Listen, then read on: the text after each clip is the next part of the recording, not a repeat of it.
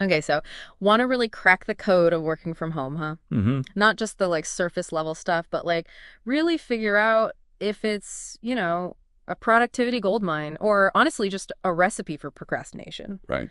You've come to the right place. You sent over like a whole stack of research on WFH and its impact. And let me tell you, it's way more interesting than your average spreadsheet. Yeah, what we're seeing is that like the conversation around working from home has really, really evolved, Yeah. especially with that massive real world experiment we all just lived through. You're talking about the whole pandemic thing. Exactly. Right. Like before everyone was suddenly like a Zoom expert working from home had this, I don't know, almost like a mythical aura of like productivity, you know? Yeah, it's true. Pre-2020, you saw all these headlines about like companies seeing these huge performance boosts from it and employees talking about better work-life balance, like you name it.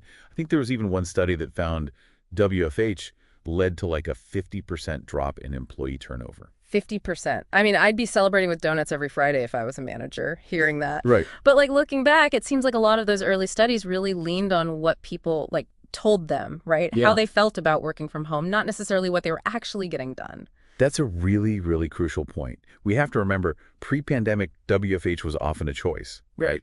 People could kind of curate their ideal setup, their schedule, their noise levels. Like they were choosing to work remotely, not being forced into it. Huge difference. Huge. So naturally, like their perception of productivity might have been a little extra sunny. Yeah, it's like comparing apples and, well, pandemic oranges. Yeah, Like it makes you wonder how much of that pre-COVID productivity boost was really about the work environment itself versus just the freedom and flexibility people suddenly had. exactly. And that's why I think the research from like during COVID and after COVID is so interesting, for better or for worse. Okay. It gives us this whole new lens to view all those pre-pandemic assumptions through. So are you saying like all those pre-2020 studies were bogus? No, not at all. Like they offer valuable insights, but it's just important to understand the context in which those findings came out of. Okay, that makes sense. Can't ignore them, but can't take them as gospel either, especially with what came next. Right. So let's talk about that elephant in the room. When COVID hit and suddenly everyone's working from their kitchen table, what happened to our collective productivity then? Well, let's just say the results of this, forced global work from home experiment, they're a little more complicated. So when COVID-19 hit and WFH went from like a choice to, I don't know, kind of like a mandate for everyone, Yeah. did all the researchers suddenly find everyone was like slacking off and binging Netflix? Thankfully, it wasn't quite that simple. But the research definitely took a turn. Remember how pre-pandemic, most studies showed WFH like boosting productivity? Right. Well, during and after COVID, the majority of studies, they showed either mixed results or even like a negative impact. Okay. So what changed? Was it just the whole stress of a global pandemic mixed with like, trying to work with your kids, doing fractions in the background? I mean, that definitely played a role. Imagine, right? Like you're suddenly juggling childcare, homeschooling, maybe even caring for like sick family members, all while trying to, navigate Zoom meetings and project deadlines. It was a recipe for burnout. Yeah, Not to mention like a whole lot of blurred lines between, work life and, well, just life. totally. Like Yeah, pre-pandemic, you might choose to work from home like a couple days a week. right. So you still had that separation. Yeah, But then boom, your home is your office, your gym, your kid's classroom, exactly. all at once. No wonder productivity took a hit. Exactly. And it wasn't just the home life stuff either. Okay. The research also talks about like the challenges of that kind of forced full-time remote work, Yeah. like the lack of face-to-face interaction, Yeah. dealing with tech issues, which, always happen, Always. and the isolation, right? A lot of people felt really isolated. Yeah. These are all things that can, really impact our focus, our creativity, our ability to just, well, work. It is interesting though, because I'm looking at some research here about how, like, people eventually adapted. Yeah. It wasn't all doom and gloom forever. Yeah, you're absolutely right. There was this one study I thought was really interesting. They looked at how like productivity just like totally plummeted when lockdowns hit. Mm-hmm. But then over time as people adjusted to that new normal, like they found workarounds for those challenges, started establishing new routines Right. and productivity actually started to climb back up. So it's like that initial shock to the system kind of wore off, and people found their groove, even if it was a different groove than before. Exactly. And this is where I think the importance of being intentional comes in, which we can get into a little bit later. Yeah. It's not just about like where you're working, but how, right, the structures you create, how you adapt your work style to this new environment. But before we get too deep into that, Oh, I love when you say deep dive. well, what's really fascinating to me is that this whole pandemic-induced shift, Yeah.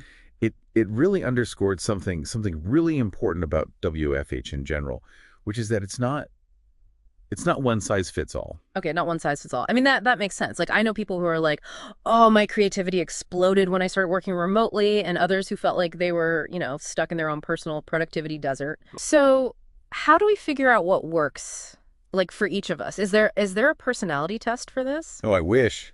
Right? That would be amazing. While there's no like magic personality test, at least not yet, Right.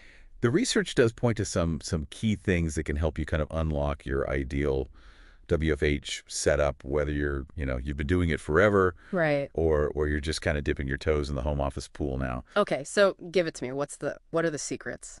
Well, think about it this way. Okay. Like pre-pandemic, the people who really thrived while working remotely, they were often the ones who had the autonomy to kind of like shape their work environment to fit their needs, their preferences.